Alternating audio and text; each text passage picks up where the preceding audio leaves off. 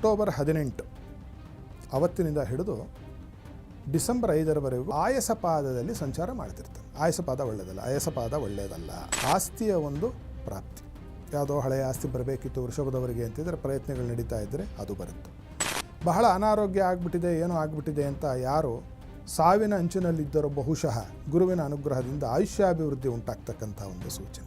ಹೆಚ್ಚಿನ ಹಣವನ್ನು ದುಂದು ವೆಚ್ಚ ಮಾಡಿ ಹಣವನ್ನು ಕಳೆದುಕೊಳ್ಳುವ ಯೋಗ. ಡಿಸೆಂಬರ್ 5ರಿಂದ ಮೇ ಅಂತ್ಯ 2026ವರೆಗೂ ಈ ಫಲದ ಒಂದು ಬೇರೆ ಕೊಡ್ತಾನೆ ಗುರು.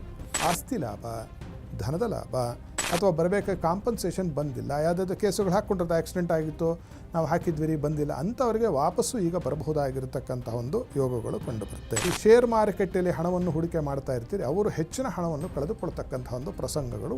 ಶ್ರೀಕೃಷ್ಣನ ಆಶ್ರಯ ಪಡಿಬೇಕು.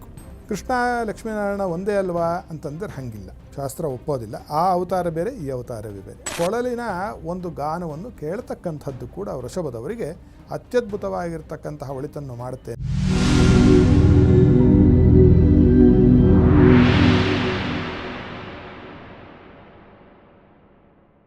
ನಮಸ್ಕಾರ ವೀಕ್ಷಕರೇ, ಟಿವಿ ವಿಕ್ರಮ ಹಂಸಧ್ವನಿ ಕಾರ್ಯಕ್ರಮಕ್ಕೆ ಸ್ವಾಗತ. ನಾನು ಶ್ವೇತಾ. ಯೋಗ ಸೂತ್ರ ಮತ್ತು ಆಧ್ಯಾತ್ಮಿಕತೆಯ ಅರ್ಥಪೂರ್ಣ ವಿಚಾರಗಳನ್ನು ತಿಳಿಸುವಂತಹ ವೇದಿಕೆಯೇ ಹಂಸಧ್ವನಿ ಕಾರ್ಯಕ್ರಮ. ಎಂದಿನಂತೆ ತಮ್ಮ ಅಮೂಲ್ಯ ಹಿತವಚನಗಳಿಂದ ಬದುಕಿನ ಸಾರ ತಿಳಿಸುತ್ತಿರುವ ಧರ್ಮಶಾಸ್ತ್ರ ಪಾರಂಗತರು, ವೇದಶಾಸ್ತ್ರ ಪರಿಣಿತರು ಆಗಿರುವಂತಹ ಹಂಸಶ್ರೀ ಸವಿತೃ ಶರ್ಮಾ ಗುರೂಜಿ ಇದ್ದಾರೆ. ಗುರೂಜಿ, ನಿಮಗೆ ಕಾರ್ಯಕ್ರಮಕ್ಕೆ ಆತ್ಮೀಯವಾದ ಸ್ವಾಗತ. ಜ್ಞಾನಮೂರ್ತಿಂ ತಪೋನಿಷ್ಠಂ ಸಚ್ಚಿದಾನಂದ ವಿಗ್ರಹಂ ನಮಾಮಿತಂ ಸದಾ ಭಕ್ತ್ಯ ವಾಲ್ಕೇಶ್ವರ ಭಾರತೀಂ ಶ್ರೀಮಜ್ಜಗದ್ಗುರು ಶ್ರೀ ಶ್ರೀ ಶ್ರೀ ಸಚ್ಚಿದಾನಂದ ವಾಲ್ಕೇಶ್ವರ ಭಾರತೀ ಮಹಾಸ್ವಾಮಿನೇ ನಮಃ. ಜೈ ಗುರುದೇವ ದತ್ತ. ಎಲ್ಲರಿಗೂ ಸನ್ಮಂಗಳವಾಗಲಿ. ವೀಕ್ಷಕರೇ, ಇವತ್ತಿನ ಗುರುಗೋಚಾರ ಫಲಗಳ ಸರಣಿ ಸಂಚಿಕೆಯಲ್ಲಿ ವೃಷಭ ರಾಶಿಯಲ್ಲಿ ಹುಟ್ಟಿದವರಿಗೆ ಏನೆಲ್ಲ ಫಲಗಳು ಕಾದಿದೆ ಅನ್ನೋದನ್ನು ತಿಳ್ಕೊಳ್ಳೋಣ. ಗುರುಜಿ, ವೃಷಭ ರಾಶಿಯಲ್ಲಿ ಹಾಗಾದರೆ ಶುಭಗಳೇನಿದೆ, ಕೆಟ್ಟದ್ದೇನಿದೆ, ಅದಕ್ಕೆ ಯಾವ ರೀತಿ ತಯಾರಾಗಬೇಕು ಅಂತ ತಿಳಿಸ್ಕೊಳ್ಳಿ. ವೃಷಭ ರಾಶಿಯವರಿಗೆ ಅಕ್ಟೋಬರ್ 18 ಅವತ್ತಿನಿಂದ ಹಿಡಿದು ಡಿಸೆಂಬರ್ 5ರವರೆಗೂ ಮೊಟ್ಟ ಮೊದಲ ಫಲವನ್ನು ಹೇಳೋಣ. ವೃಷಭದಲ್ಲಿ ಗುರುವು ಆಯಸಪಾದದಲ್ಲಿ ಸಂಚಾರ ಮಾಡ್ತಿರ್ತಾನೆ. ಆಯಸಪಾದ ಒಳ್ಳೆಯದಲ್ಲ, ಆಯಸಪಾದ ಒಳ್ಳೆಯದಲ್ಲ, ಗುರುವಿಗೆ ಒಳ್ಳೆಯದಲ್ಲ ಅಂತ ಹೇಳ್ತಾ ಮೊಟ್ಟ ಮೊದಲನೇದಾಗಿ ಇಲ್ಲಿ ಕಾಣ್ತಾ ಇರತಕ್ಕಂಥದ್ದು 3 ಶುಭ ಫಲಗಳು, 2 ಕೆಟ್ಟ ಫಲಗಳನ್ನು ಹೇಳಬಹುದು. ಏನು ಮೊದಲನೇ ಶುಭ ಫಲ ಅಂತಂದರೆ ಆಸ್ತಿಯ ಒಂದು ಪ್ರಾಪ್ತಿ. ಯಾವುದೋ ಹಳೆಯ ಆಸ್ತಿ ಬರಬೇಕಿತ್ತು ವೃಷಭದವರಿಗೆ ಅಂತಿದ್ರೆ ಪ್ರಯತ್ನಗಳು ನಡೀತಾ ಇದ್ದರೆ ಅದು ಬರುತ್ತೆ. ಶತ್ರುಗಳನ್ನು ಜಯಿಸ್ತೀರಿ. ಅದು ಅಂತಃಶತ್ರುಗಳು ಅಂತ ಹೇಳ್ತಾರೆ, ನಿಮ್ಮ ಕುಟುಂಬ ವರ್ಗದವರು, ಬಹುಶಃ ಆಸ್ತಿಗೆ ಸಂಬಂಧಪಟ್ಟಿದ್ದೇ ಇರಬಹುದು. ಬಹಳ ಅನಾರೋಗ್ಯ ಆಗಿಬಿಟ್ಟಿದೆ, ಏನೋ ಆಗಿಬಿಟ್ಟಿದೆ ಅಂತ ಯಾರು ಸಾವಿನ ಅಂಚಿನಲ್ಲಿದ್ದರೂ ಬಹುಶಃ ಗುರುವಿನ ಅನುಗ್ರಹದಿಂದ ಆಯುಷ್ಯಾಭಿವೃದ್ಧಿ ಉಂಟಾಗ್ತಕ್ಕಂಥ ಒಂದು ಸೂಚನೆ. ಯಾವ ವೃಷಭ ರಾಶಿಯವರು ಈ ಇನ್ಶೂರೆನ್ಸ್ಗೆ ಸಂಬಂಧಪಟ್ಟಿರ್ತಕ್ಕಂತಹ ಕೆಲಸವನ್ನು ಮಾಡ್ತಾ ಇದ್ದರು, any kind of insurance, life insurance ಆಗಿರಬಹುದು, ವೆಹಿಕಲ್ ಇನ್ಶೂರೆನ್ಸ್ ಆಗಿರ್ಬೋದು, ಮತ್ತೊಂದು ಆಗಿರಬಹುದು, ಅವರಿಗೆ ಹೆಚ್ಚಿನ ಲಾಭಗಳು ಉಂಟಾಗ್ತಕ್ಕಂಥ ಒಂದು ಸನ್ನಿವೇಶಗಳು ಇಲ್ಲಿ ಭಾಳ ಸುಸ್ಪಷ್ಟವಾಗಿ ನಮಗೆ ಕಾಣುತ್ತೆ. ಆದರೆ ಅದೇ ಆದರೂ ಕೂಡ ಇಷ್ಟೆಲ್ಲ ಹಣ ಬಂದರೂ ಮತ್ತು ಆಸ್ತಿ ಬಂದರೂ ಶತ್ರುಗಳನ್ನು ಜಯಿಸಿದರು, ಶತ್ರುಮುಖೇನ ಆಸ್ತಿ ಬರುವ ಯೋಗ, ಕೋರ್ಟು ಕಟ್ಟಳೆ ಇರುತ್ತೆ, ಕೋರ್ಟು ಕಚೇರಿ ಹತ್ಬಿಟ್ಟಿರ್ತಾರೆ ಆಸ್ತಿಗೋಸ್ಕರ, ಅದು ಕೂಡ ಲಭ್ಯ ಆದರೂ ಕೂಡ ಏನಾಗುತ್ತೆ, ಸ್ವಂತಕ್ಕೋಸ್ಕರ ಹೆಚ್ಚಿನ ಹಣವನ್ನು ದುಂದು ವೆಚ್ಚ ಮಾಡಿ ಹಣವನ್ನು ಕಳೆದುಕೊಳ್ಳುವ ಯೋಗ ವೃಷಭದವರು.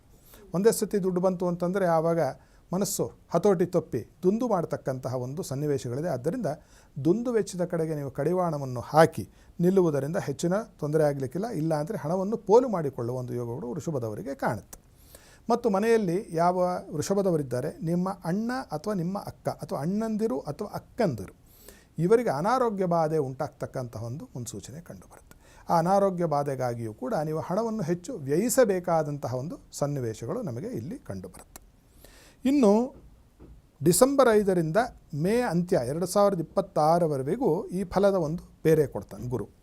ಅಲ್ಲಿ ಆತ ರಜತಪಾದದಲ್ಲಿ ಪ್ರವೇಶ ಮಾಡ್ತಿರ್ತಾನೆ. ರಜತಪಾದ ಇದ್ದಿದ್ದರಲ್ಲಿ ಒಳ್ಳೆಯದು, ಆಯಸಕ್ಕಿನ್ನ ರಜತಪಾದ ಅತ್ಯಂತ ಶುಭ.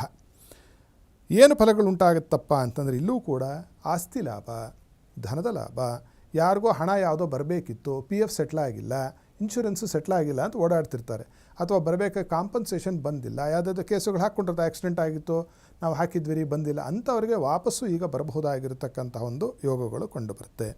ಮಕ್ಕಳು ಬಹಳ ಪ್ರವೃದ್ಧಮಾನಕ್ಕೆ ಬರ್ತಾರೆ ವೃಷಭದವರಿಗೆ.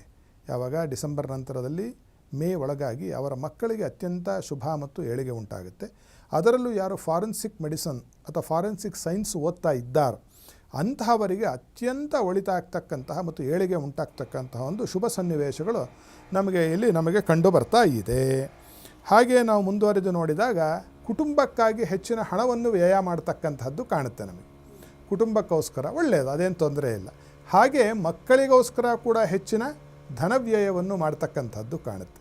ಆದರೆ ಇಲ್ಲಿ ಒಂದು ಅವಗುಣ ಉಂಟು ಈ ಒಂದು ಗೋಚಾರದಲ್ಲಿ. ಅದೇನು ಅಂತ ನಾವು ನೋಡಲಾಗಿ, ಈ ಜೂಜಾಡ್ತಕ್ಕಂಥದ್ದು ಮತ್ತು ಯಾರು ಈ ಶೇರ್ ಮಾರುಕಟ್ಟೆಯಲ್ಲಿ ಹಣವನ್ನು ಹೂಡಿಕೆ ಮಾಡ್ತಾ ಇರ್ತೀರಿ ಅವರು ಹೆಚ್ಚಿನ ಹಣವನ್ನು ಕಳೆದುಕೊಳ್ತಕ್ಕಂಥ ಒಂದು ಪ್ರಸಂಗಗಳು ಉಂಟಾಗುತ್ತೆ ವೃಷಭದವರಿಗೆ.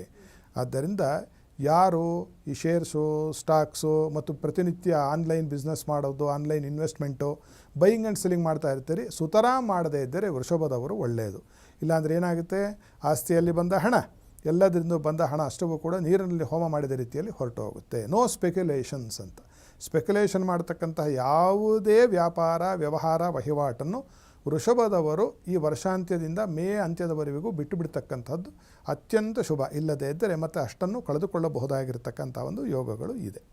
ಏನು ಮಾಡಬೇಕು ಈ ಪರಿಹಾರಕ್ಕಾಗಿ ಅಂತ ನೋಡಿದಾಗ, ಶ್ರೀಕೃಷ್ಣನ ಆಶ್ರಯ ಪಡಿಬೇಕು. ಶ್ರೀಕೃಷ್ಣ ಸ್ತೋತ್ರವನ್ನು ಹೇಳ್ತಕ್ಕಂಥದ್ದು, ಕೃಷ್ಣ ದೇವಸ್ಥಾನದ ದರ್ಶನವನ್ನು ಮಾಡ್ತಕ್ಕಂಥದ್ದು, ಮತ್ತು ಹಿಂದಿನ ಸಂಚಿಕೆಯಲ್ಲಿ ಹೇಳಿದಾಗೆ ತುಳಸಿ ಮುಂತಾದ ಸುಗಂಧ ದ್ರವ್ಯಗಳನ್ನು ಯಾರಿಗೆ, ಕೃಷ್ಣ ಪರಮಾತ್ಮನಿಗೆ ಕೊಡ್ತಕ್ಕಂಥದ್ದು. ಕೃಷ್ಣ ಲಕ್ಷ್ಮೀನಾರಾಯಣ ಒಂದೇ ಅಲ್ವಾ ಅಂತಂದರೆ ಹಾಗಿಲ್ಲ, ಶಾಸ್ತ್ರ ಒಪ್ಪೋದಿಲ್ಲ. ಆ ಅವತಾರ ಬೇರೆ, ಈ ಅವತಾರವೇ ಬೇರೆ. ಅದನ್ನು ಹಾಗೆ ಮಾಡೋದು. ಕೃಷ್ಣ ಅಂದರೆ ಕೃಷ್ಣನನ್ನೇ ಆಶ್ರಯಿಸಬೇಕು. ಮತ್ತು ಇನ್ನೊಂದು ಒಳ್ಳೆಯ ಪರಿಹಾರ ಏನು ಅಂತಂದರೆ, ಒಳ್ಳೆಯ ಶಾಸ್ತ್ರೀಯ ಸಂಗೀತದ ಒಂದು ರೆಂಡರಿಂಗ್, ಏನು ಫ್ಲೂಟಲ್ಲಿ ಮಾಡಿರ್ತಾರಲ್ಲ, ಕೊಳಲಲ್ಲಿ ನುಡಿಸಿರ್ತಾರಲ್ಲ, ಶಾಸ್ತ್ರೀಯವಾದ ಕೀರ್ತನೆಗಳು, ಆ ಕೊಳಲಿನ ಒಂದು ಗಾನವನ್ನು ಕೇಳ್ತಕ್ಕಂಥದ್ದು ಕೂಡ ವೃಷಭದವರಿಗೆ ಅತ್ಯದ್ಭುತವಾಗಿರ್ತಕ್ಕಂತಹ ಒಳಿತನ್ನು ಮಾಡುತ್ತೆ ಅಂತಕ್ಕಂಥದ್ದನ್ನು ನಾವು ಹೇಳಬಹುದು. ಇದನ್ನು ಮಾಡಿದರೆ ಜೀವನ ಸ್ವಸ್ಥವಾಗುತ್ತೆ. ಖಂಡಿತ ಗುರುಜಿ. ವೃಷಭ ರಾಶಿಯಲ್ಲಿ ಹುಟ್ಟಿದವರು ಯಾವ ರೀತಿ ಸಕಲ ರೀತಿಯಲ್ಲಿ ಸಿದ್ಧಗೊಳ್ಳಬೇಕು ಅನ್ನೋದನ್ನು ತಿಳಿಸ್ಕೊಟ್ಟಿದ್ದೀರಿ. ಧನ್ಯವಾದಗಳು. ಮಂಗಳ ಮಹೇಶ್ವರಿ ಶುಭಂ ಕರೋತು. ವೀಕ್ಷಕರೇ, ಹಾಗಾದರೆ ಮುಂದಿನ ಸಂಚಿಕೆಯಲ್ಲಿ ಮತ್ತೊಂದು ರಾಶಿಯಲ್ಲಿ ಉಂಟಾಗುವಂಥ ಬದಲಾವಣೆಗಳು, ಪರಿಣಾಮಗಳ ಬಗ್ಗೆ ತಿಳಿದುಕೊಳ್ಳೋಣ. ನಿಮ್ಮಲ್ಲೂ ಕೂಡ ಪ್ರಶ್ನೆಗಳು ಅಥವಾ ಸಮಸ್ಯೆಗಳಿದ್ದಲ್ಲಿ ಸ್ಕ್ರೀನ್ ಮೇಲೆ ಇರುವಂಥ ನಂಬರನ್ನು ಕಾಂಟ್ಯಾಕ್ಟ್ ಮಾಡಿ ಗುರುಜಿಗಳನ್ನು ನೇರವಾಗಿ ಭೇಟಿಯಾಗಿ ನಿಮ್ಮ ಪ್ರಶ್ನೆಗಳಿಗೆ ಉತ್ತರವನ್ನು ಕಂಡುಕೊಳ್ಳಬಹುದು. ನಮಸ್ಕಾರ. ಟಿವಿ ವಿಕ್ರಮ, ದೇಶ ನಿಮ್ಮ ಕೈಯಲ್ಲಿ. ಈ ಕಾರ್ಯಕ್ರಮ ನಿಮಗೆ ಇಷ್ಟ ಆಗಿದ್ದಲ್ಲಿ ಲೈಕ್, ಶೇರ್ ಹಾಗೂ ಕಮೆಂಟ್ ಮಾಡಿ. ಟಿವಿ ವಿಕ್ರಮದ ಕಾರ್ಯಕ್ರಮಗಳನ್ನು ನಿರಂತರವಾಗಿ ವೀಕ್ಷಿಸಲು ಸಬ್ಸ್ಕ್ರೈಬ್ ಮಾಡಿ, ಬೆಲ್ ಐಕನ್ ಒತ್ತಿ.